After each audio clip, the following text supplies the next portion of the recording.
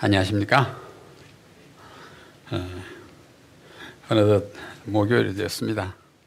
세월은 정말 잘 갑니다. 오늘은 5번째 시간, 어제에 이어서 봄절기 나머지 2개를 공부하겠습니다. 5번째 시간, 봄절기의 행사와 의미, 초실절과 77절. 좀 들어보던 절기입니까? 초실절, 77절, 들어보긴 들어봤을 거예요. 오늘 그것이 뭐 하는 날인지, 어떻게 경축 그 행사를 했는지 한번 보겠습니다. 어제도 보았습니다만은 봄절기 4개와 가을절기 3개가 있는데, 어제는 처음 6월절과 무교절 간단하게 공부했습니다. 더 자세히는 나중에 6월절 공부하기로 하고요. 오늘은 초실절과 77절입니다. 보다시피 초실절은 6월절에 이어 무교절에 이어 14, 15, 16일째 되는 날이에요. 그 다음에 77절은 거기서부터 7주일을 건너뜁니다. 그래서 제3월이 됩니다. 3월, 시완월, 때로는 5일, 때로는 6일 그렇게 됩니다. 그 다음에 가을절기가 있고요. 이러한 봄절기와 가을절기들은 그야말로 상징이에요. 또 조금 더 전문적인 용어로 표상이라 그럽니다. 무엇의 표상이냐?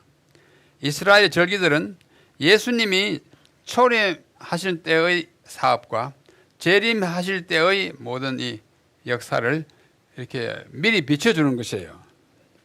오늘 시간 마지막 부분에 이 표상에 대해서 잠시 공부를 하겠습니다. 매우 중요한 것이기 때문에. 그래서 오늘 봄절기의 셋째, 넷째는 그리스도의 부활과 생명, 그리고 주님의 오순절의 성천 후에 성령, 강림에 대한 절기를 함께 공부합니다. 그 다음에 절기가 안식년, 안식일, 또 희년까지가 모세오경에 다 나오고, 그다음 오경을 벗어나서 구약시대의 한 절기는 부림절이고, 에스더가 어떻게 민족을 구원했는지, 다 민족 말살 당할 뻔했는데 아주 하나님의 특별한 도우심으로 모르드게와 그 누이 에스더의 활동을 통해서 민족이 구원받는 그 아주 극적인 사건을 기념하는 절기가 부림절. 부림절은 제12월 아달월이에요. 아달월이 12월이고 니산월은 아까 있었던 니산월은 1월이고 끝달입니다. 그 다음에 수전절은 신약에 한 번 딱 언급되어 있는데, 이것은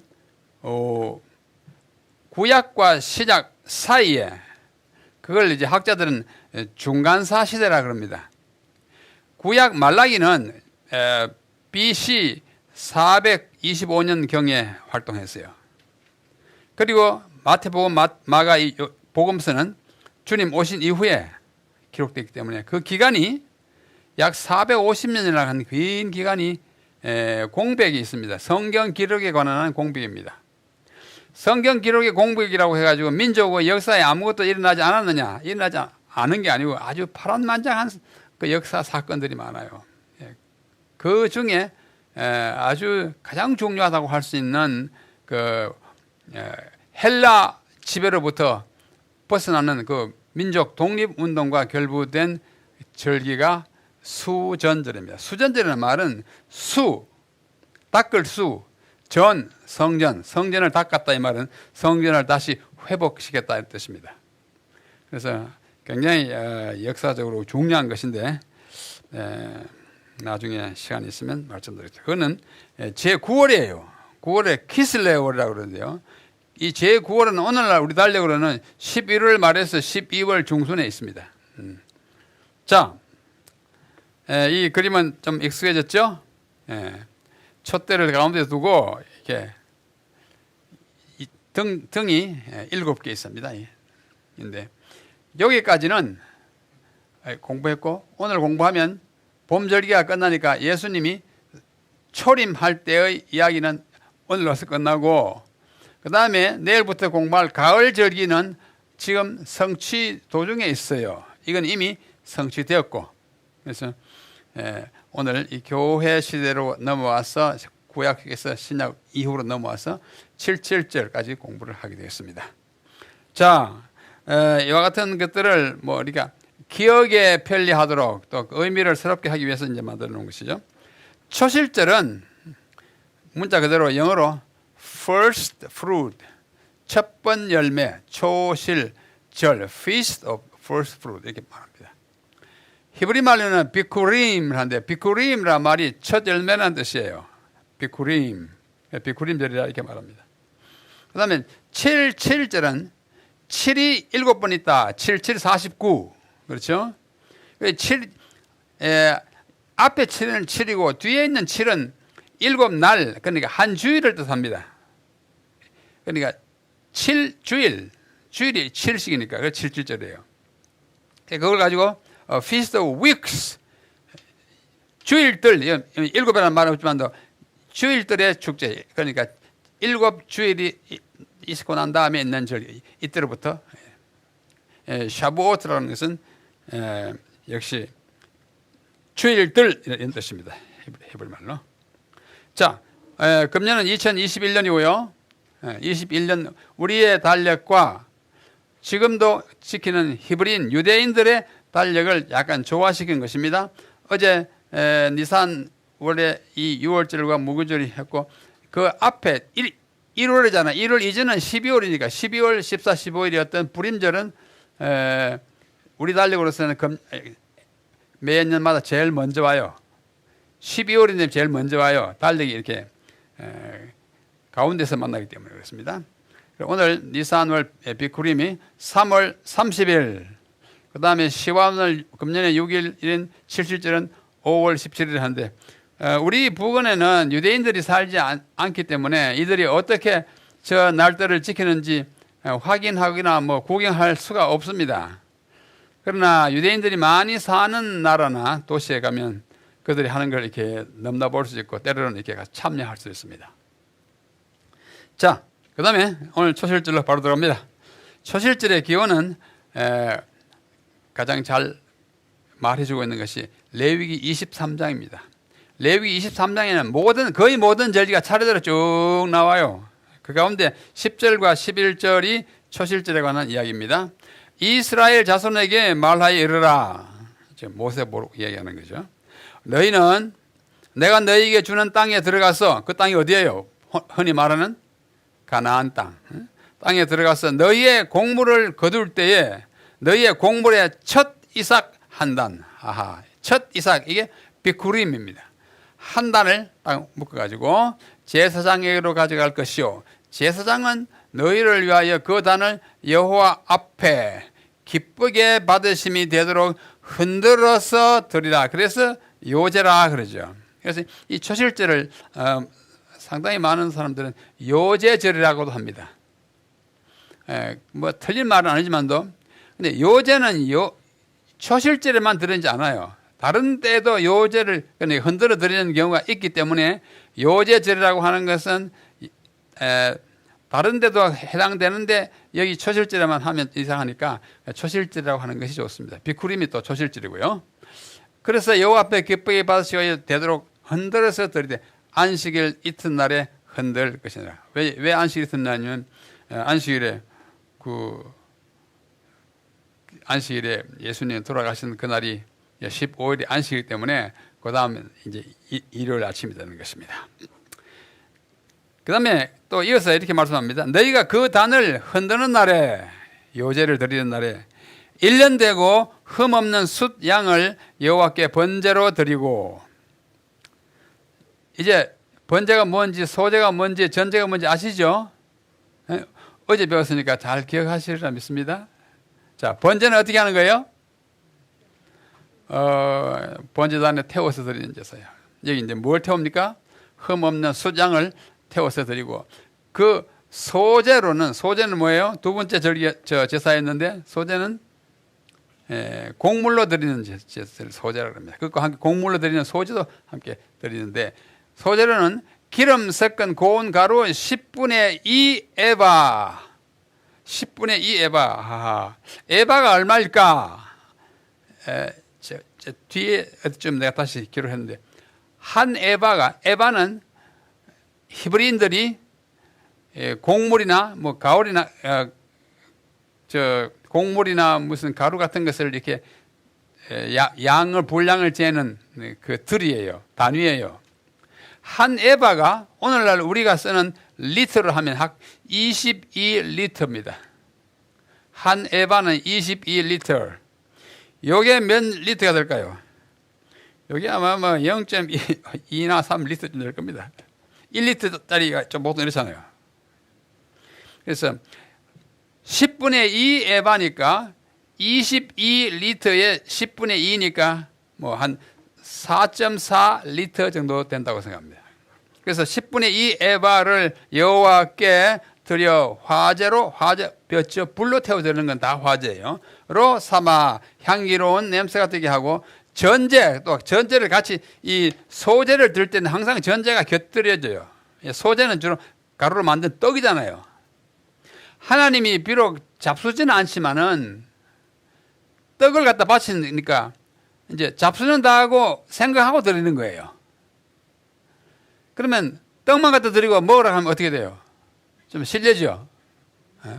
뭐 식사 대접하면서 밥만 갖다 놓고 국 안 갖다 놓으면 어떻게 돼? 안 되잖아요. 그런 식이에요. 그래서 소제가 갈 때는 항상 전제가 drink offering이래요. 액체로 된 뭐 유향이나 뭐 포도주 같은 것이 소제 드리고 전제로는 포도주 4분의 1 흰. 요 흰은 아주 조그마한 단위예요. 에바보다 훨씬 적은 단위인데 흰을 쓸 것이며, 자 뭐를 얼마나 드리고 하는 것은 자세히 나와 있는데 이걸 다 알 필요가 있을까요, 없을까요? 다 알지도 못해요. 다 알지. 대충 그저 읽고 지나갑니다. 자, 설명입니다. 제가 드린 설명입니다. 팔레스타인 지방에서 가장 먼저 수확되는 곡물은 보리였어요. 보리입니다. 한 4월쯤 되면 이 보리가 추수가 돼요. 봄 절기들이 시작될 무렵에는 대체로 이미 결실하기 시작합니다. 우리하고 아주 달라요. 우리는 이제 봄에 가서 씨 뿌리잖아요. 그거는 지중해성 기후이기 때문에 우리로서는 가을쯤 되는 그때 뿌려가지고 겨울 동안에 춥지 않으니까 조금씩 나요. 그래서 나중에 3월, 4월 되면 첫 열매를 딸 수 있게 되는 것입니다. 사람들은 맨 먼저 익은 이삭들을 골라서 한 단으로 묶어 제사장에게 가져갔고, 제사장은 만물이 하나님의 소유라는 사실에 대한 인정으로 그 곡식단을 하나님의 제단 앞에 첫 예물을 갖다 바치는, 첫 수확을 갖다 바치는 것은 인간의 그 정성이고 또 첫 것에 대한 아주 그 신기함, 감사. 지난 겨울 동안에 뭐 여기처럼 이렇게 요즘처럼 이렇게 깡깡 얼지는 않지만은 그래도 춥잖아요. 그 추운 겨울을 지나면서 그 보리가 밑에 있긴 있어요. 그렇게 자라가지고 하는데, 그렇게 자라가지고 나중에 열매가 맺어서 탁 오는 게 너무 반갑고 고마워서 첫 이삭들을 잘라가지고 단을 묶어서 제단을 하나님 앞에 갖다 바쳤습니다. 이게 초실절이에요. 만약 보리가 요제의 단을 만들어 드릴 만큼, 다시 말해서 초실절이 오기는 왔는데 보리가 어쩌다가 계절상으로 덜 익어서, 그죠? 충분히 익지 않았을 경우에는 추가로 한 달을 더 늦추어 그것이 익기를 기다리게 했습니다. 하나님의 자비예요. 결실이 뭐 시가 딱 돼가지고 안 됐다고 딱 마는 게 아니라 조금 더 여유를 주고 은혜의 기간을 주는 것입니다. 이와 같이 자비하신 하나님께서는 이 땅의 주수가 결실을 맺게 하기 위하여 시간을 연장시키는 것의 한 그림자라 할 수 있습니다. 그분께서는 당신의 보좌로부터 종들이 입맞기까지 기다리라 이렇게 유예의 시간을 주는 것 같은 그런 음성을 우리가 듣게 되는 것입니다. 그러면 이 흔들어 드리는 곡식단 첫 열매, 이 비쿠림은 무엇을 상징하는가? 이 제사 제도는 다 상징이에요. 그 자체로는 뭐 큰 의미가 없어요. 그것이 뜻하는 바, 그 의미가 참 커요. 깊고 넓어요. 그래서 오늘날 우리 또 성서를 공부하고 이 절기를 공부하는 것입니다. 이 흔든 곡식단은 무엇을 의미하는가? 이 질문에 대한 대답은 봄 절기의 순서와 그것이 그리스도의 생애에서 실현된 사건들을 비교해 보면 분명해집니다. 니산월 14일 절기가 무슨 절기였어요? 양잡아드리는 유월절. 유월절이 그리스도의 죽음과 상응하고 서로 결부돼서 맞고, 그 마치 어제 보았잖아요. 어린 양이 잡아 들어졌는데 그 피를 빨라가지고 살았는데, 그래서 그로부터 많은 세월이 흐른 다음에 예수님이 이 땅에 오셔가지고 그분이 희생되기도 전에 침례 요한이 말하기를 보라 세상 죄를 지고 간 하나님의 어린 양이라고 다 꽂아 말했어요. 다 예언적이고 또 예언이 성취되는 것을 확인하는 것이에요. 이 유월절이 그리스도의 죽음과 상응하고 또 15일의 연례적 예식 안식일이 그리스도께서 무덤에 계셨던 그 큰 날인 안식일과 일치한다면, 그렇잖아요. 금요일에 돌아가셔가지고 안식일에 쉬었잖아요. 그것과 일치한다면 제 16일의 초실절은 시간상으로 금, 토, 그 다음 뭐예요? 일이 되는 거예요. 16일의 초실절은 시간상으로 그리스도께서 죽음으로부터 부활하신 안식 후 첫날에 해당하는 것입니다. 시간이 딱 맞아요. 이 구석의 계획의 시간표는 아주 차곡차곡 맞아 들어갑니다. 그래야 우리가 이 성경을 믿을 수 있고 하나님의 약속을 의지할 수 있어요.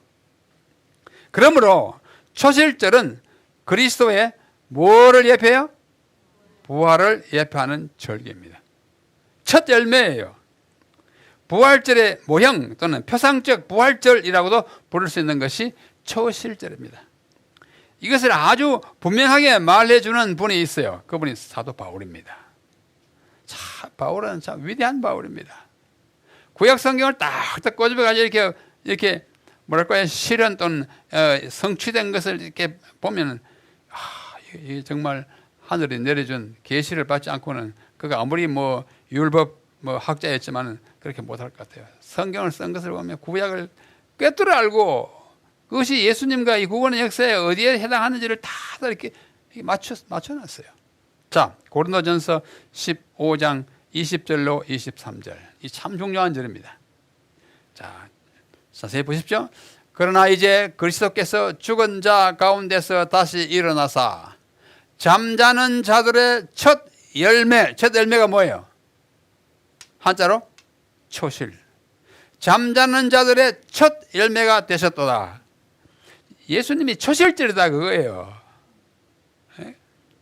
돌아가시지 금요일 안식일 쉬고 일요일 아침에 부활했잖아요. 안식 후 첫날 부활했잖아요. 또 6월절에 양 잡고 그 다음에 15일에 무슨 절? 무슨 절? 무교절 하루 시작한 그 다음날 16일에 뭐예요? 첫 열매를 들었는데 첫 열매가 예수님을 첫 열매라고 그랬어요. 사망이 한 사람으로 말미암았으니 죽은 자의 부활도 한 사람으로 말미암다. 이 사망이 한 사람으로 말미암다는 말은 아담으로 말미암아 모든 사람이 죽게 됐다는 뜻이고, 그 다음에 죽은 자의 부활도 한 사람으로 말미암아 예수님의 부활로 말미암아 또 모든 사람이 살 기회를 얻는다 이 말입니다. 아담으로 말미암아 모든 사람이 죽었듯이 다른 한 사람은 이걸 일단 마지막 아담이라 그렇게 표현합니다. 고린도서에서 바울이 마지막 아담은 아담이 저질러 놓은 것을 수습하는 아담이에요. 첫 아담은 다 죽겠지만 마지막 아담은 둘째 사람이자 마지막 아담은 뭐예요? 다 살리는 문이 된 거예요.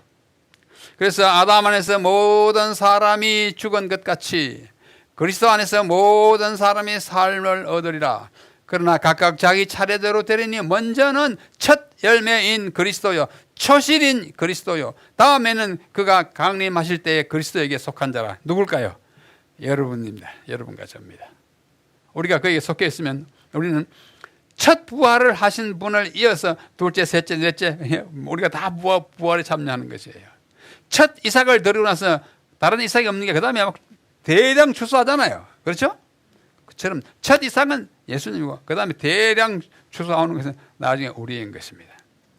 이런 상징이 있기 때문에 우리는 초실제를 공부할 만한 것입니다. 이해가시죠? 바울이 굉장히 확실하게 이해하고 있었어요. 그리스도는 잠자는 자들의 처음 익은 열매로서 죽은 자들로부터 일어나셨습니다. 그는 요제의 실체이며, 실체란 말을 이따가 좀 설명하겠습니다. 실체라는 말은 그림자의 실체. 자, 제가 여기 이렇게 하면 그림자 생기죠? 손이요? 이거는 그림자고 이거는 실물이에요. 구약에 있는 예수님을 가리키는 모든 이야기들은 다 상징이고 표상이고 예표이고 그래요. 이 6월절 뭣도 모르고 지켰어요. 애굽에 있는 사람들이 6월절의 깊은 의미를 알고 피 바르지 않았어요. 시킨 대로 했더니 살았어. 시킨 대로 했더니 나왔어. 시킨 대로 했더니 자유가 주어졌어요. 가자 해가지고 따라갔더니 가나안 갔어요. 우리 대부분 우리 구원하는 것도 마찬가지입니다. 교회 가자 할 때 따라갔더니 왔어요. 자, 공부 좀 해가지고 침례 받자 해가지고 같이 받았더니 교인 됐어요. 그 다음에 계속 교회 안식일 지키고 잘 하자 해가지고 하다 보니 예수님 모셔 들어가는 거예요. 이것을 더 절실하게 느끼고 알고 하면 더 행복하긴 해요. 그러나 우리가 알고 있는 지식 때문에 구원받는 건 결코 아닙니다. 뭐 때문에 구원받을까요? 믿음. 오라더라. 맞다더라. 성경 읽어보니까 맞더라. 그러고 구원받는 거예요. 그렇죠? 믿음은 들음에서 나는 것입니다. 그래서 이 요제의 실체, 요제는 그냥 흔들어 바쳤는데 첫 열매라고 나중에 보니까 첫 열매가 이게 죽었던 땅에서 일어난 첫 열매를 갖다가 흔들었는데 죽었던 무덤 속에서 일어나가지고 탁 이분이 실체 요제를 했다 그거예요. 여호와 앞에 요제로 드리던 그날 바로 부활하신 우리 주님인 것입니다. 재밌죠? 참 재밌고 묘해요. 1000년 이상 이 상징적인 의식은 거행되어 왔다. 오랫동안 걸려요. 1000년 이상. 모세스로부터 하려면 1500년도 가까이 되죠. 추수밭에서 익은 처음 곡식의 이삭들이 모아져서 백성들이 예루살렘에 올라갈 때에 처음 익은 곡식단을 여호와 앞에 감사 예물로서 흔들어 드렸다. 잘 모르고 했어요. 그분이 이거 예수님이다. 그렇게 깨달은 사람 몇 사람 없습니다. 우리가 지금 보니까 그런 거예요. 하나님께 헌납된 곡식단은 추수를 예표하였다. 예표하였다. 표상하였다. 같은 말이에요.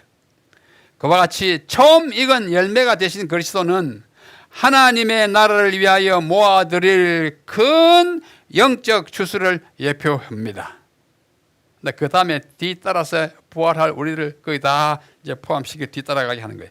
그의 부활은 죽은 모든 의인의 부활의 예정이요 보정입니다. 기독교의 그리스도교의 힘이 어디 있는지 아세요? 빈 무덤에 있습니다. 만약 예수님의 무덤이 아직도 있었어요. 이 안에 예수님의 시체가 있다고 하면 나 예수 안 믿을 것 같아요.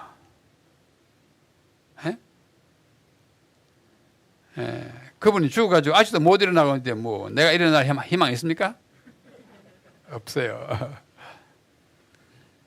참 역설적이게도 무덤이 비었기 때문에 힘 있는 종교가 그리스도교예요. 부활의 종교인 것입니다. 생명의 종교인 것입니다. 여러분 믿으시죠? 참 아멘입니다.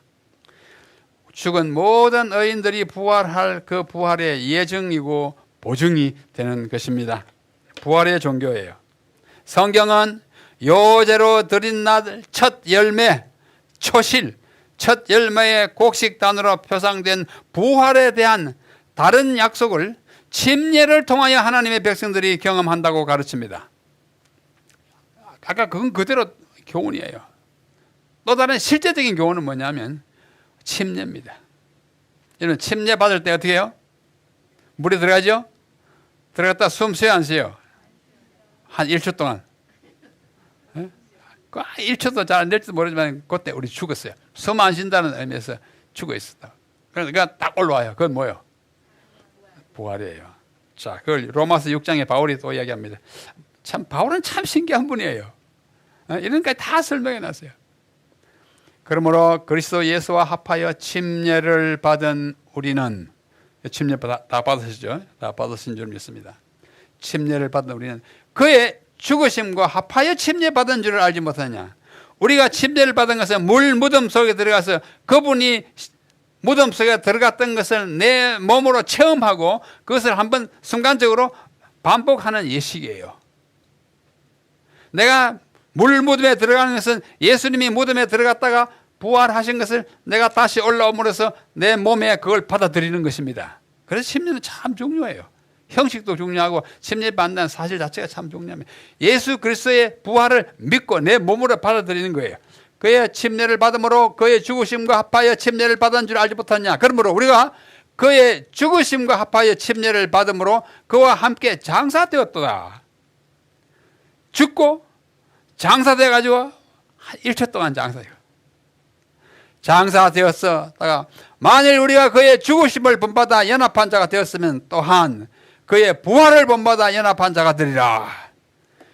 짧은 한 1, 2초 동안에 이 거동이, 이 예식이 엄청난 사실을 믿는다는 증언을 하고 내 행동으로 받아들이고 온 몸으로 그걸 내가 용납하는 거예요. 인정하는 거예요. 그런데 우리 주님이 구원 안 시키시겠습니까? 나 부활을 믿는다고. 그렇게 믿음으로 하신 분들 다 따라가게 돼요. 그래서 초실절은 초실절대로 그렇고 또 침례는 침례대로 부활을 믿고 내 행동으로 선언하는 거예요. 예수님 부활하셨다. 나도 부활할 거다. 그래서 이 초실절은 이렇게 와다 쫙 내려오면 뭐예요? 부활을 상징하는 거다. 어제 공부한 유월절은 예수님의 뭐예요? 십자가의 죽음이에요. 무교절은 예수님의 뭐예요? 무죄와 고난. 어제 고난의 떡을 뭐라 그랬잖아요. 그 다음에 초실절은 그분의 부활 함으로써 교회 시대를 맞춰가지고 이제 좀 이따 77절을 공부하는 것입니다. 자, 예수님이 초실이 되는데 여러 가지 면으로 예수님은 첫 열매예요. 첫 열매. 자, 첫째, 동정녀 마리아의 초태생입니다. 동정녀가 이제 아이를 낳았으니까 뭐 첫 아이니 틀림없잖아요. 그죠? 첫 아이예요. 그런 의미에서 첫 열매예요. 마리아가 그 후에 아이를 낳지는 않았습니다. 역사적인 기록에 의하면. 그러나 마리아에서 그게 첫 태로 난 아이예요. 초실이에요. 또 히브리서 1장 6절을 보면 아버지 하나님의 맏아들이라 했어요. 표현인적 그렇습니다. 그분이 사람이 되었기 때문에 아들이 된 거예요. 원래부터 아들은 아닙니다. 원래부터 하나님 그냥 세 분 가운데 한 분이에요. 하나님의 능력으로 말미암아 인간이 되어서 여인의 몸에 잉태돼 가지고 땅에 나와서 아들처럼 됐기 때문에 그때부터 아들이라는 칭호를 받는 것이지. 그래서 우리는 아들이라는 칭호를 통해서 예수님을 더 가까이 이해하는 것이지. 그런 의미에서 특별한 아들, 맏아들이라고 칭해졌습니다. 그 다음에 골로새서 1장 15절을 보면 그는 모든 창조물보다 먼저 나신 자니. 이 말 때문에 오해하는 사람들이 있어요. 예수님도 낮구나. 언젠가 없던 때가 있었구나. 이렇게 오해합니다. 그런 뜻이 아니고 어떤가는 존재다는 뜻입니다. 만물보다 어떤가는 이분이 자신이 창조자예요. 피조물 아니에요. 그렇죠? 그런데 여기서 말을 먼저 났다. 먼저 이때 계시던 분이라는 뜻이에요. 그 다음에 로마서 8장 29절에는 많은 형제 중에서 맏아들이 되신다고 말씀합니다. 그 말은 우리가 다 그분이 뭐라는 뜻이에요? 네? 여기 우리 두 자매가 참 신실하게 아버지와 함께 옵니다. 어머니와 함께. 아까 그 앨범을 보니까 하나는 언니는 민유, 그 다음에 온유, 민유가 언니가 된 이 말 이해하죠? 많은 형제 중에 맏아들이 있다는 말 우리가 그게 뭐라는 뜻이에요? 네? 민유, 온유를 봐서는 그분이 나의 오빠. 그죠? 우리 남성들을 봐서는 그분이 뭐요? 형님, 맏형님이에요. 그러니까 우리와 다 같은 brothers and sisters가 됐다는 것입니다. 참 좋은 표현이에요. 그 다음에 여기 고린도전서 10장 20절 23절 우리가 본 구절이에요. 조금 전에 죽은 자 가운데서 다시 살아 잠자는 자들의 첫 열매가 됐다. 첫 열매가 된 거예요. 첫 열매가 된 거예요. 고린도전서 15장 읽었어요. 그 다음에 요한계시록 3장 14절을 보면은 라우디게아 교인들에게 보낸 권면 가지고 하나님의 창조의 근본이신 자가 이것도 좀 곡해하거나 오해하는 사람이 있어요. 창조물 가운데 하나구나. 그게 아니고 창조의 어뜸이라는 말은 창조를 하신 분, 창조를 주관하신 분 그런 의미에서 첫 열매랄까 가장 뛰어난 분이라는 뜻을 여기가 담고 있는 것입니다. 그 다음에 골로새 1장 18절을 보면 죽은 자들 가운데서 먼저 나신 자라는 뜻에서 또 첫 열매이고 만물의 어뜸이라고 이러한 여러 가지 점에 있어서 예수님은 뭐예요? 항상 어뜸이에요. 어뜸. 첫 번째이고 어뜸이고 그거예요. 그런 의미를 많이 담고 있습니다. 자, 그만큼 하고 이제는 어디로 갈까요? 77절로 가겠습니다. 77절로. 자, 초실절에 가장 중요한 단어를 우리가 머리에 간직한다면 뭘까요? 부활. 예수님의 부활. 그 다음에 그로부터 7주일이 지납니다. 7, 7에 49. 49 하고 그 다음에 하루를 더 하는데 그래서 이 77절을 Feast of Weeks 7, 7. 요거는 그냥 7이고 요 7은 7일씩 하는 주일을 말합니다. 7주일 weeks예요. 여기는 뭐 7이라는 말이 없지만 weeks예요. 샤부오트가 바로 weeks라는 뜻입니다.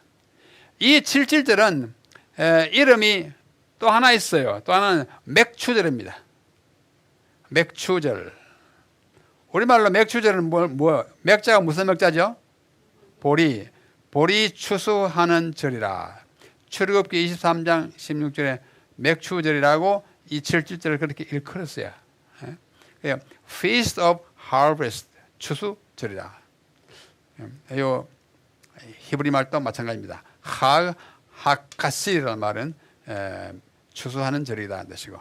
근데 신약에 오면 헬라어로 펜테코스테 이렇게 말합니다. 펜테코스테. 여기서 영어에 펜티코스가 나와요. 이 펜티코스는 헬라어 펜테코스테를 줄여서 펜티코스가 됐어요. 이 말은 펜테코스라는 말은 50이라는 뜻입니다. 50. 쉰. 그래서 오순. 순이 뭐죠? 열흘을 순이라고 합니다. 지금 몇 월이에요? 1월.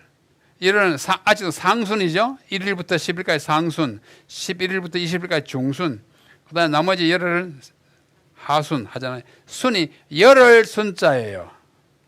그래서 50이니까 오순절 이렇게 우리말로 번역했습니다. 사도행전 2장 1절에 보면 오순절에 이런 이야기가 나옵니다. 이 날짜는 이 전체가 같은 달인데 시완월 5일일 수도 있고 6일일 수도 있어요. 그래서 오늘 77절 여기까지 공부한 5월 여기 현재 제3월인데요. 5일 또는 6일에 오게 됩니다. 자, 금년은 5월 17일이 돼요. 3월 30일에 초실절이 있고 나서 7주일을 지나고 나면 5월 17일이 옵니다. 그래서 여기 77절이 가운데 들어갔어요. 77절은 구약의 표현이고 오순절은 신약의 이름입니다. 이것은 무슨 오순절 그럼 우리가 이미 다 알고 있는 큰 뭐랄까요? 큰 행사가 있었고 큰 현상이 있었어요. 성령이 이 땅에 아주 충만하게 내렸어요. 모든 각 사람의 머리에 영이 내린 그 이야기입니다. 자, 구약시는 77절이니까 아까 읽었던 레위기 23장에 그 계속해서 다 나와요. 그 15절로부터 18절에 이런 말씀이 나옵니다. 안식일 이튿날 예수님이 십자가에 달려 돌아가신 날이고 구약으로 말하면 유월절 바로 다음 날 무교절의 첫날, 그죠? 안식일 곧 이튿날이니까 일요일, 그죠? 곧 너희가 요제로 단을 가져온 날, 맞죠? 16일에 요제로 단을 가져온 날에서부터 7안식일의 수요를 채우고 7일씩 이렇게 7번 안식을 채우고 제7 안식일, 제7일 안식이 아니고 제7일 안식이 아니고 7번째 안식일 이튿날까지 합 50일을 계수하여, 그래서 오순절이에요. 50일을 계수하여 새 소제를 여호와께 드리되, 소제 아시죠? 뭐로 드리는 거예요? 곡물로 드리는 거예요. 소제를 여호와께 드리되 너희 처소에서 에바 10분의 2, 아까 했죠? 똑같아요. 에바는 한 에바는 22리터. 요거는 한 4.4리터쯤 돼요. 요거 가루로 만든 떡 2개를 가져다가 흔들지니, 또 흔들잖아요. 요제절이라고 흔히 일컬어지는 초실절에만 요제를 드리지 않고 7.7절에도 요제를 드려요. 이는 고운 가루에 누룩을 넣어서 구운 떡이요. 그러면 무교병일까 유교병일까? 유교병이에요. 이제 무교절 지나가지고 여기서 유교병이에요. 이는 첫 요제로 여호와께 드리는 것이며, 첫 요제로 너희는 또 이 떡과 함께 1년 되고 흠없는 어린 양 7과 젊은 수소 하나와 수양 2를 드리되 이들을 그 소제와 그 전제와 함께 여호와께 드려서 번제를 삼을지니 이는 화제라. 요제, 소제, 전제, 화제, 번제 다 나왔어요. 이 어떻게 하는지 모르고 읽으면 이거 할 재미없어요. 이제는 조금 알겠죠? 번제는 불에 태우거든. 고기 제사. 짐승으로 드는. 소제는 곡물로 드는 제사. 그 다음 또 뭐가 있습니까? 전제는 포도주는 액체로 드는 거예요. 그 다음 화는 불로서 이렇게 태워서 드는 제사. 이렇게 드려라. 무슨 절기를 위해서? 7.7절을 했어요. 드려라. 또 이어서 또 숫 염소 한 마리로 속죄제를 드릴 것입니다. 속죄제 뭔지 아시죠? 제가 좀 큰 거 지었을 때 속죄제를 드렸어요. 또 1년 된 어린 수양 2를 뭐요? 화목제로 드려. 화목제는 내가 감사한 마음이 있을 때요. 드릴 것이요. 제사장은 첫 이삭의 떡과, 이 첫 이삭은 이제 연중 첫 이삭이 아니고 이제 보리 추수가 돼 가지고 전반적으로 할 때 처음 가져온 거예요. 그죠? 앞에 초실절에 그 첫 이삭 아닙니다. 그래서 그 첫 이삭의 떡과 함께 또 2 어린 양을 여호와 앞에 흔들어 요제를 삼을 것이요. 그래서 7.7절을 요제절이라고도 할 수 있지만은 그보다 더 초실절도 요제이기 때문에 요제란 말은 쓰지 않고 방법만 쓰고 초실절은 초실절, 7.7절은 7.7절로 하는 것이 맞습니다. 이 날에 너희는 너희 중에 성회를 공포하고 아무 노동도 하지 말지니 이는 너희가 그 하는 각지에서 대대로 지킬 영원한 규례니라. 아무 노동도 하지 말고, 이 말은 다른 말을 하면 뭘까요? 안식하고 쉬어라 이 말이에요. 그래서 이런 날에, 이 날은요 안식일이 아니에요. 제7일 안식이 아니지만도 이 날도 안식해라, 거룩하게 지켜라. 이 무슨 절이니까? 7.7절이니까. 그래서 제7일 안식일이 아닌 안식일이 연중에 7개 있어요. 그 중에 하나가 이 날입니다. 너희가 대대로 지키라 그래가지고 오늘날도 지키는 유대인들이 있습니다. 그러나 유대인들은 다 신실하게 지키진 않아요. 우리가 유대인 그러면 전부 하나님의 백성 막 이렇게 가르치지만 그렇지 않습니다. 구약시대 보십시오. 모세 인도하에 그 홍해를 가르는 기적을 막 경험하고 와도 막 반항하고 반역하고 막 그랬잖아요. 송아지 막 갖다 만들고 난리쳤잖아요. 인생은 참 미련해요. 히브리인들이 머리가 좋지만 또 미련해요. 요즘 히브리인들을 세 부류로 나눕니다. 여기 히브리인 안 계시니까 내가 말합니다. 아주 독실한 경건한 정통파 유대인이 있고, 정통파 유대인이 있고, 그 다음에 약간 타협한 유대인이 있고, 그 다음에 아주 타락한 유대인이 있습니다. 타락한 유대인은 안식일 안 지켜요. 레위기 11장도 안 지켜요. 안 지켜요. 그러니까 뭐 어느 나라 어느 사람하고 똑같아요. 독실한 사람은 오늘도 여전히 철저히 지킵니다. 그다음에 그 중간쯤 되는 사람은 대충 지켜요. 제 친구가 하나 있는데 미국에 그분이 유대인 회사에 취직을 했어요. 금은 세공하는 유대인 회사에 취직을 했는데 그 유대인인 줄 알고 자기가 아주 기쁜 마음으로 가서 이제 사장에게 인사를 했어요. 아, 저도 안식일을 지키는 제7일 안식 예수 재림교인이라고. 그러면 아, 너도 안식일 지키냐고 아주 반가이 맞이할 줄 알고. 그랬더니 이 사람이 딱 보더니 너 안식일 지켜? 네, 안식일 지킵니다. 그 안식일 누구 건데? 어? 우리 건데 나도 안 지키는 안식일 너가 왜 지키냐 그러더래. 이는 아까 그 세 부류 중에 어느 부류에 속해요? 세 번째. 자, 이렇게 해서 대대로 지키라고 했는데 지금까지 지키는 경건한 하시딤이라고 하는 경건한 유대인파가 있어요. 이게 보리 첫 이삭 초실절에 그거 아니고 보리 아까 맥추절이라고 했잖아요. 맥추절 추수할 때에 제일 먼저 가져온 그 보리 가루 10분의 2 에바로 만든 떡 요제물이에요.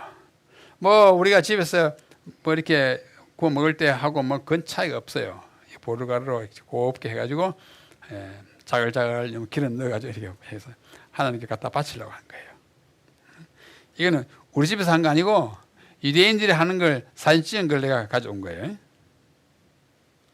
자, 이렇게 해서 뭐 블루베리 같은 거 이렇게 잼 이렇게 발라가지고 이렇게 하기도 하고. 이 절기는 아주 기쁘잖아요. 추수니까 얼마나 기뻐요. 하나님께 감사가 충만해요. 그래서 많이 막 갖다 바쳐도 아깝지 않고 또 사람들 청에다 막 먹고 이야 감사하다 해가지고 맛있게 먹는 절기였습니다. 이것이 봄축제 마지막입니다. 거의 여름이 다 왔을 때인데 그러나 순서상으로 이제 봄에 포함시켜서 네 번째 봄축제의 마지막 절기인 칠칠절은 초실절로부터 7주일째 되는 날이며 아까 성경에 쭉 나와 있어요. 성력으로 시완월 제3월 5일 또는 6일에 있었다. 이 날이 오늘날의 우리 달력으로는 5월 중순에서 6월 초순에 아까 5월 뭐 27일까 했잖아요. 봄이라기보다는 여름에 더 가까운 시기였다. 그러나 이제 둘로 나누면 이제 봄에 속하니까 5월 하순인 중순에서 6월 초순까지. 그래서 팔레스타인 지방으로서는 보리 수확을 마칠 즈음이었고 따라서 이 절기를 맥추절이라고도 한다고 아까 이름을 붙였습니다. 출애굽기 23장 16절에 있습니다. 칠칠절은 이스라엘의 3대 순례 절기 중에 하나입니다. 순례 절기가 뭐냐면 유대인들이 삼지사방에 다 흩어져 살잖아요. 예? 많이 흩어져 살아요. 이 흩어져 사는 유대인들을 디아스포라라고 합니다. 디아스포라라고 하는 말은 헬라어인, 히랍어인데 뭐 히랍어도 되고 헬라어도 되고 그리스도 되잖아요. 예, 흩어진 무리를 디아스포라. 이 디아스포라가 이 세계 여러 객지에서 이제 살다가 1년에 세 번 자기 본국으로 옵니다. 그 예루살렘 성전으로 왔어요. 구약시대. 참 철저해서 그게 그들의 민족 혼을 일깨우고 그들의 신앙을 이제 북돋우고 유대 민족으로서의 그 정체성을 아주 굳게 지키는 거. 1년에 3번씩 와가지고 예배하고 함께 자기의 경험을 나누고 막 이렇게 했으니까요. 그 중에 하나가 이거예요. 이거 3번이 언젠가 하니 6월절 무교절에 한 번 하고 그 다음에 50일 후인 여기요 7주절에 한 번 하고 그 다음에 가을 절기 때 대속절을 앞두고 나팔절 때 오고 이렇게 해가지고 3번 아주 머나먼 길을 이렇게 순례했어요. 순례. 그때 뭐 자동차가 있었습니까? 뭐 말 타고 올 수는 있겠죠. 나귀나. 그래서 정말 예루살렘으로 올라갔어요. 성경에 보면 시편 120편으로부터 134편에 보면 그 첫 그 뭐 표제라고 할까요? 조그마한 글자로 있어요. 성전에 올라가는 노래 있죠. 성전에 올라가는 노래. 그건 이제 이 순례할 때에 성전 올라갈 때 부르는 찬미예요. 15개예요. 그래서 팔레스타인의 지방으로서는 보리 수확을 마칠 때 이거 따라서 이 절기를 맥주절이라고 했습니다. 7.7절은 이스라엘의 3대 순례 절기 중에 하나였고 신약에서는 헬라어식으로 펜테코스테인데 영어는 펜테코스트라고 오순절이라고 일컬어지고 있습니다.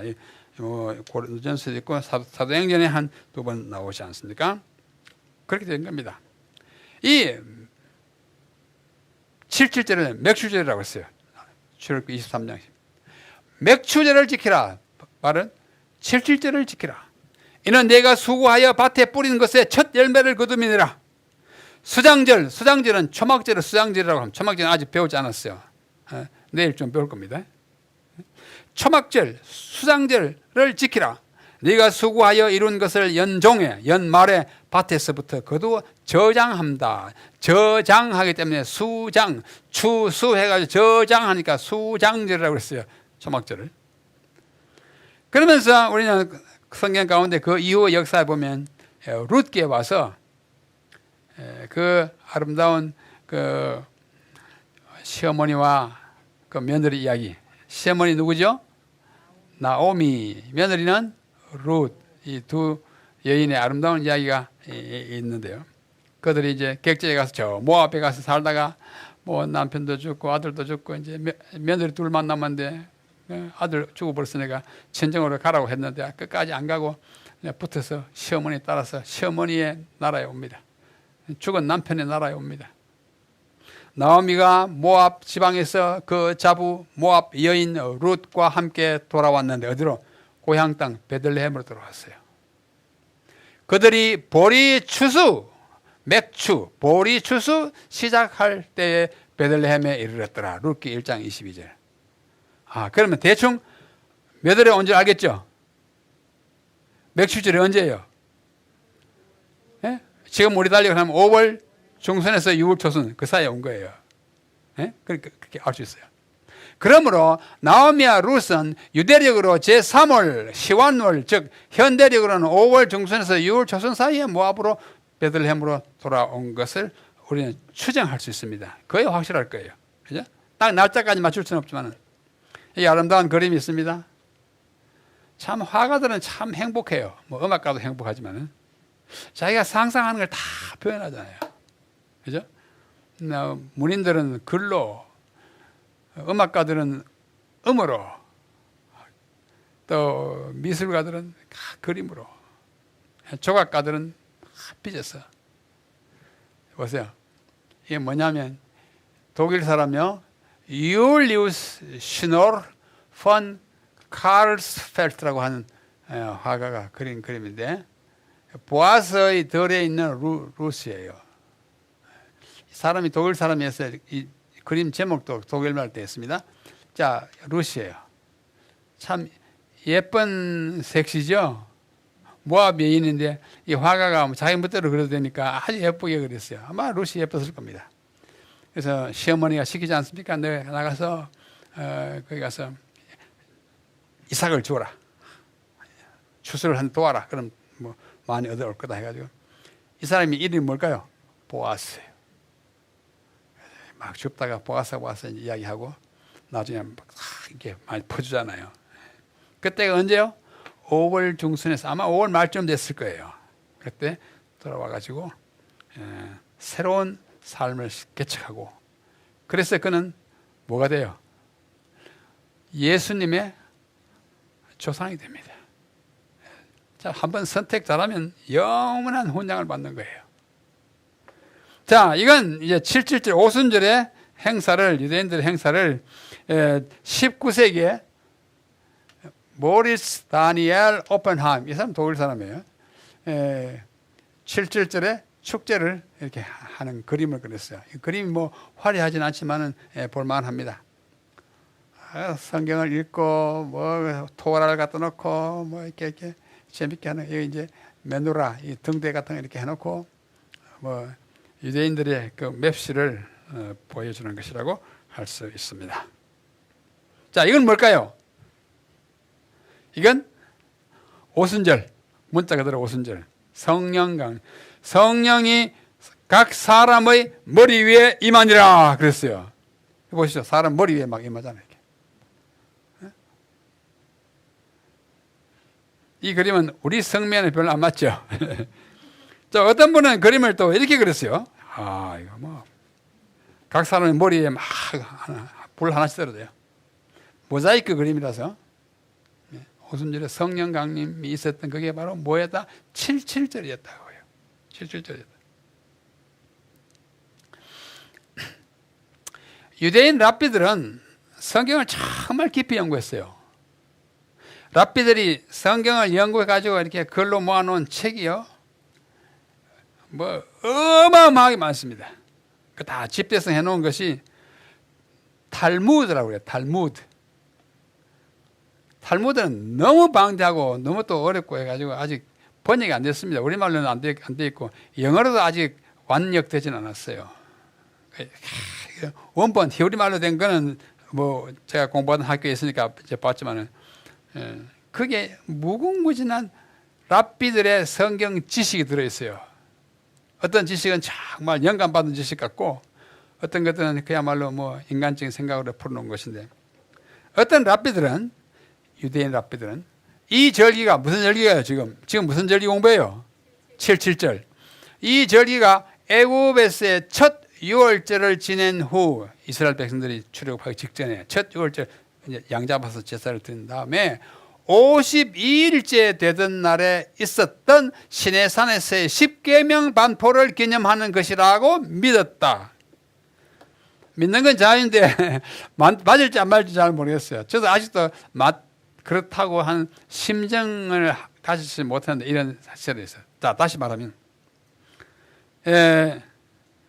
떠났죠? 떠나가지고 홍해를 건넜죠?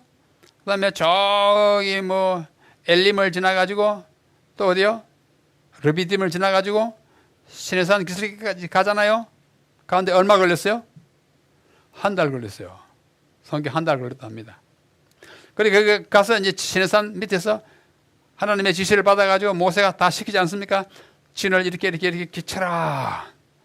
진 치는데 뭐 사람이 많으니까 시간이 많이 걸렸을 거예요. 그래가지고 얼마 있다가 한 달 지나고 52일째, 한 달 하고도 22일 지났을 때 모세가 시내산 위에서 뭘 받았다? 십계명을 받았다고 생각해요. 성경에 있는 건 아니에요.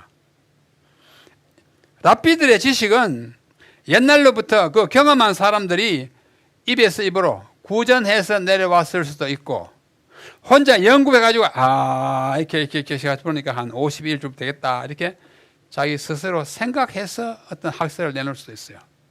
물론 영감을 계시를 받아가지고 할 수도 있지만은, 그래서 확실치가 않아요.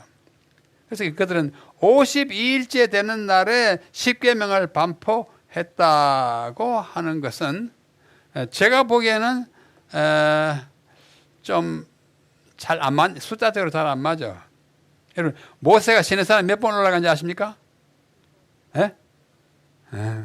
한번 세보십시오. 출애굽기 19장부터 올라가는데 올라갔다 내려갔다 올라갔다 내려갔다 올라갔다 내려갔다 몇 번 하냐? 제가 세기로는 7번 올라갑니다. 7번 올라갔을 때 뭐죠? 십계명 받아가지고 옵니다. 처음에 받아가지고 오다가 깨버렸잖아요. 6번째 받아가지고 오다가 막 송아지, 금송아지 만드는 거 보고 막 됐다 내려쳐가지고 박살내버렸어요. 그래가서 또 40일을 금식합니다. 앞에 40일 금식하고 또 40일 금식하면 이 52일은 잘 안 맞아. 하여튼 그런 있다는 건 소개만 하는 거예요. 그것이 초실절로부터 50일째가 되는 날이니, 50일째 되는 날이니 6월절로부터는 52일이 되는 것이 틀림없다. 그러나 과연 그날에 십계명이 주어졌는지, 그리고 십계명과 77절 제사가 어떤 영광을 가지는지는 확실치 않고 제가 보기에는 의심스러워요. 우리는 이제 어떤 때는 좀 재밌는 학설로 소개해 드리는 것입니다. 77절에 드린 제물의 특징은 뭐냐면 유교병을 사용한 것입니다. 무교절에는 무교병을 해가지고 누룩은 아주 얼씬거리지도 못하게 다 부엌에 있는 찬장에는 다 닦아내고 병에 조금 남은 거 저 갖다 멀리 땅에 묻어놓고 그러고 나서 일주일 후에 이제 가져왔는데 이날은 그러니까 정반대예요. 아예 누룩을 넣은 떡을 먹었습니다. 제 50일을 계수하여 새 소재를 여호와께 드리되 너희 처소에서 에바 10분의 2로 만든 떡 2개를 가져다가 흔들지니 이 에바가 바로 22리터예요. 이는 고운 가루에 누룩을 넣어서 구운 것이요 이는 첫 요제로 여호와께 드리는 것이며 이 77절의 처음이래요. 초실제 드리는 건 카운트하지 않고 그래서 처음으로 드리는 것이다. 그래서 이 참고로 제가 초실절의 제사와 마찬가지로 77절의 제사도 요제로 드렸어요. 그러나 빵은 무교병이 아니라 유교병을 사용했습니다. 그런 특징이 있습니다. 제가 어제 누룩의 이야기를 좀 했습니다. 그대로 반복된 거예요. 누룩에는 의미가 몇 가지가 있다요? 2가지가 있다. 좋은 뜻으로서의 누룩이 있고 나쁜 뜻으로서의 유혹이 있어요. 좋은 뜻으로서는 뭘 상징한다고 그랬습니까? 흥왕하게 하는.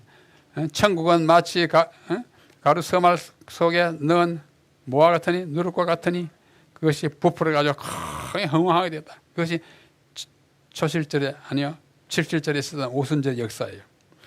그러나 바리새인과 사두개인의 누룩을 주의하라 할 때 이 누룩은 나쁜 것입니다. 적은 누룩이 온 동에 퍼져서 우리를 부패시킨다. 누룩 없애라. 또 고린도 전서 5장에도 너희는 적은 누룩이 온 땅에 퍼지고 또 너희는 누룩 없는 땅이다. 누룩을 없애라. 그러나 좋은 누룩도 있는 것입니다. 자, 유교병과 무교병 어제와 오늘 다 같이 유교병, 무교병 얘기를 하는데요. 유월절과 무교절에는 무교병을 먹으라 했고 이때 누룩은 죄와 부패하게 하는 교리를 상징하는 것이고 77절 즉 오순절에는 유교병을 먹으라 하는데 이때 누룩은 흥왕하게 흥성하게 하는 성령의 역사를 상징하는 것입니다.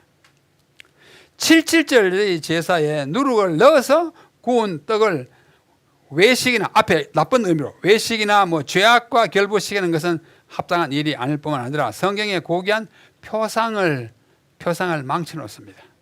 그렇죠? 어떻게 성령 강림의 이야기를 부패한 그 누룩으로 연결시키는 그 말이 안 되는 거예요.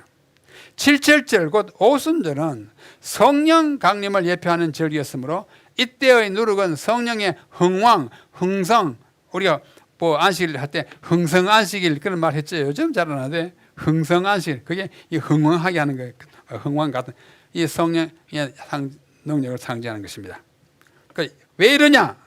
이유가 분명합니다. 첫째, 우리는 77절이 맥추절이었음을 고려할 때 앞에 그랬죠. 16장 23절 출애굽기에 보리 나달 하나에서 수십 배, 수백 배의 수확을 거두게 하신 하나님의 그 풍성하게 하시는 능력을 누룩의 부풀게 하는 힘으로 표현했음을 엿볼 수 있습니다. 분명합니다. 그리하여 곡식을 양식으로 주신 것을 감사하는 표로서 누룩을 넣어서 구운 빵 2덩이 풍성하게 된 걸 하나님 앞에 드림으로써 우리가 감사를 표현했습니다. 오순절은 단 하루뿐이었어요. 뭐 앞에 무교절은 일주일에 했잖아요. 오순 딱 하루뿐이었습니다. 이날은 종교적 예배를 위하여 바쳐졌습니다. 자, 둘째로 우리는 77절이 또한 신약의 오순절임을 고려할 때 오순절의 성령 강림과 77절에 누룩 넣은 떡을 연관시키지 않을 수가 없어요. 이것은 극히 자연스러운 적용입니다. 왜냐하면 천국 비유에서 예수께서 친히 누룩을 성령의 역사를 가리키는 상징으로 사용하셨기 때문입니다. 이렇게 볼 때 77절의 상징성과 거기에 사용된 유교병의 의미는 확실해지는 것입니다. 의심의 여지가 없죠? 네. 그래서 오늘 우리가 지금 배우고 있는 어제 공부하고 또 내일 또 공부하는 것이 참 뭐냐면 뭐예요? 이 절기가 갖고 있는 상징성이에요. 그 상징성 우리는 표상이라 그럽니다. 표상. 좀 어려운 말이에요. 표상. 영어로 type. 자, 요즘은 잘 사용하지 않지만 타이프라이터 타자기 쓸 때 어떻게 해요? 탁 치면 탁탁탁탁 치잖아요. 그죠? 그게 타입이에요. 타이프라이트예요. 왜 타입이냐? 그 글자에 거기에 뭐 이게 반대로 되어 있지만 탁 치면 그대로 나오잖아요. 예? 탁탁. 그 타입이에요. 이 글자는 진짜 글자가 나오기 위한 타이프예요. 그 딱 치면 글자가 나와요. 그런 식의 의미를 가지고 있는 것이 표상이고, 그 표상을 연구하는 학문을 표상학이라 그럽니다. 표상은 성경에서 인간의 구원과 또는 구속과 그것을 성취할 뿐인 구원자 또는 구속자 다 합쳐가지고 구주 예수 그리스도의 생애와 사역을 미리 명시적으로 확실하게 또는 암시적으로 어렴풋이 보여주는 여러 가지의 예표들과 상징들 또는 표징들, 표상, 표징, 표상, 표징, 상징, 예표 다 비슷비슷한 말이에요. 조금은 구분이 되지만 비슷한 말입니다. 이런 것들을 연구하는 학문이 표상학입니다. 이 표상학은 바로 표상과 타입과 그 실제는 엔티타입이라고 그래요. 이건 단어 하나 알아놓으십시오. 영어 단어. 타입 and 엔티타입. 이 실제 대신은 주로 예수님이 그 상응하는 관계를 연구하는 학문이 표상학인데요. 때로는 예표론이라고도 합니다. 같은 말이에요. 자, 제가 여기 구원과 구속, 구원자와 구속자라는 단어를 썼는데요. 구원과 구속은 같은 것입니까? 다른 것입니까? 혹 다르다면 어떻게 또는 얼마나 다릅니까? 예? 같아요? 달라요? 구원과 구속 같아요? 대답해 보십시오. 자, 같다고 생각하시는 분, 다르다고 생각하시는 분, 그럼 모르겠다고 생각하시는 분. 구원과 구속은 공통점이 있지만 다른 것이에요. 그 다른 걸 오늘 좀 정리하고 마치겠습니다. 구원과 구속의 차이. 구원은 위험에 처한 자신을 스스로는 구출 또는 탈출할 수 없는 사람을 구해주는 걸 구원이라 그래요. 예를 들면 화재가 난 고층 건물에서 잠자고 있는 어린이, 자기가 자기를 구원할 수 있습니까? 없어요. 잠자고 있다가 이제 막 타서 죽을 수밖에 없어요. 또 깼다 해도 뭐 고층 건물에 자기가 어디 화염을 뚫고 어디에 내려옵니까? 속절없는 아이를 구해주려면 누가 가야 돼요? 소방대원이, 구조대원이 헬리콥터 타고 왕 가지고 밧줄 타고 나중에 창문을 뚫고 들어가지고 그 아이를 안고 올라가야 되잖아요. 그 길 외에는 그 아이가 살 길이 없어요. 또 홍수가 나가지고 큰 물에 막 사람들이 갑니다. 막 포고가지 하는데 자기 스스로 구원할 수가 없어요. 그때 누가 구원할 수 있어요? 수영 잘하는 구조대원 또는 장비를 이용해가지고 막 보트하고 막 가가지고 구해내야 살아요. 그런 것 갖다 구원한다 그럽니다. 이 원자가 돕는다는 뜻이에요. 원조한다는. 구속은 달라요. 구속은 뭐냐면 종으로 팔려갔거나 그 다음에 죄를 지어서 구속되어 있는 사람, 이 구속과 이 구속은 전혀 다른 것입니다. 요거는 속박돼, 구속, 죄를 지어가지고 어떻게 속박돼 있어요. 구류되어 있어요. 구속되어 있는 사람을 위해 몸값을 지불하고 자유하게 하는 것을 구속이라고 해요. 가령 노예를 자유시키려면 그 노예의 몸값을 가서 지불해야 돼요. 또 벌금형을 받은 죄수, 그 벌금 돈을 누가 갖다 줘야 돼요. 그 돈을 갚지 못하는 한 그 안에 콩만 먹고 있어야 됩니다. 그 다음에 채무자, 빚을 많이 져가지고 막 꼼짝도 못한 이제 그 채권자한테 붙잡혀 있는 사람. 또 기업 모르는 사람. 자기 집에 가산을 다 몽땅 탕진해버리고 이제 어떻게 해요? 유대인의 제도가 있지 않습니까? 기업 모르는 제도. 돈을 갚아주면 그 집을 살려주는. 네, 그 기업 모르게. 기업은 요 기업이 아니에요. 요 중소기업 할 때 기업 아니고 요 특이자 기업입니다. 그래서 이 구원하다는 히브리 말도 달라요. 야샤, 예슈아. 예수는 예수님이잖아요. 예수님은 그 백성을 그 죄에서 구원할 자, 그 구속할 자가 아니에요. 구원자예요. 그러니까 영어로는 save 한다 그러고, 그렇게 하는 사람을 savior라고 그러고, 그렇게 하는 행위를 salvation 그래요. 그 구원이에요. 그러나 구속하다는 그거 아닙니다. 가알 그래요. 가알 동. 그다음에 구속하는 사람은 고엘 그래요. 영어로는 redeem이 이게 구속하는 것입니다. 또는 기업 물어준다는 뜻도 redeem을 가지고 있어요.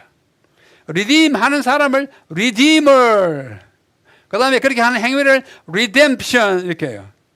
아니 뭐 salvation하고 redemption하고 이렇게 하면 뭐 학생들 또 어떤 분들 그냥 뭐 구속이 구원이고 구원이 구속이가 어떤 책 번역하는데 보면 salvation을 구속이라고 번역하고 redemption을 구원이라고 번역. 그건 오역입니다. 달라요. 그러면 임집사님, 예수님은 임집사님이 뭐예요? 구원자예요? 구속자예요? 에?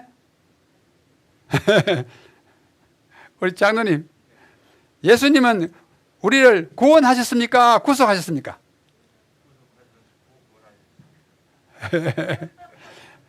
둘 다 했어요.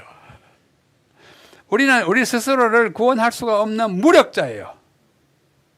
그리고 우리는 죄에 팔려가지고 죄값을 지불해야 하는 우리 몸값을 해야 되는 죄의 노예가 된 사람이에요.